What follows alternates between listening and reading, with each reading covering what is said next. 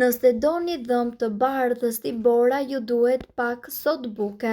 Të gjithë dëshirojmë të kemi dhëmb të bardhë, të pastër dhe me shkëlqim.